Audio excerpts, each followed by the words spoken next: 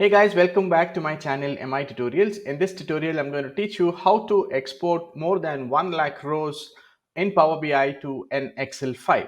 As you all are aware that Power BI has an export limit. When you try to, let's say, export this particular table to a CSV, it has a limit that it can export only certain number of rows. You get a warning something like this where it says data exceeds the limit. And let us see how we can overcome this particular error and export all the data that we have in our table into a CSV file. So let's get started with this tutorial. So we are going to use the Power Automate feature which is available in BI. So if you go over here in the visualization, you will see something called as Power Automate for Power BI. So we will click on this and we will use this particular visual to extract the data. You can go to the View tab and click on Performance Analyzer. So once you're here, click on Start Recording and then select Refresh Visuals. And so this is the table that I have over here, and this particular section has the DAX query. I'm going to copy that and open my notepad and paste that over here. So this is the code that I have over here, which is generated automatically. So we will need to modify this a bit. So I'm going to delete this particular section where it starts from VAR and the variable defined and it says stop n until evaluate. Just before the evaluate, I'm going to delete this particular section over here and copy this particular section here and replace it with evaluate underscore DS0 core. Okay, so this is what we're going to do, and then we're going to copy this entire code. We're going to click on these three ellipses over here and click on edit.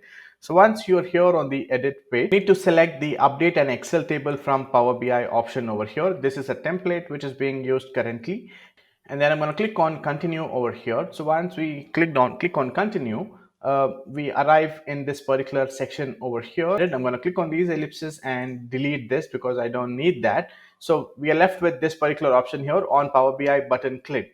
So we'll need to define what is it that needs to happen when you click on that particular button. So I'm going to add a new step over here and look or type in query against.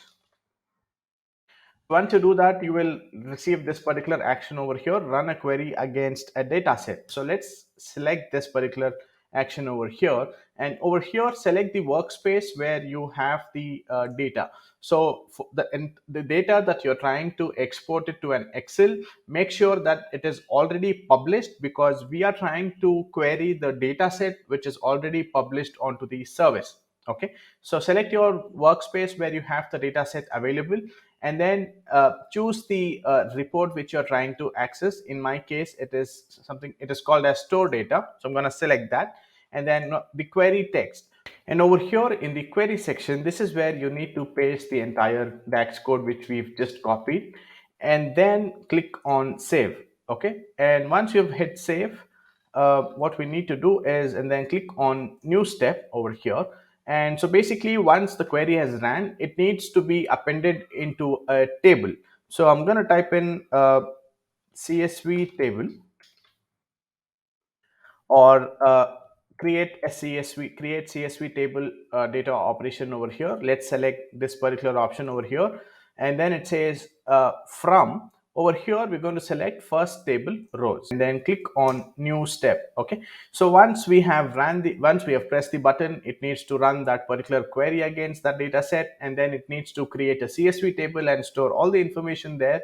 So once it has done that, what is it that we need next? Okay, so I need this to be saved onto a SharePoint. So I'm going to select or type in create file over here, and then once you do that, you will get a lot of options over here. I'm going to select here, it's where it says create file SharePoint. So I'm going to choose this over here and enter all the details over here. The first section here is basically asking you to select the SharePoint address, which I've done now, and then you need to select the folder where you want Power BI to save that particular file.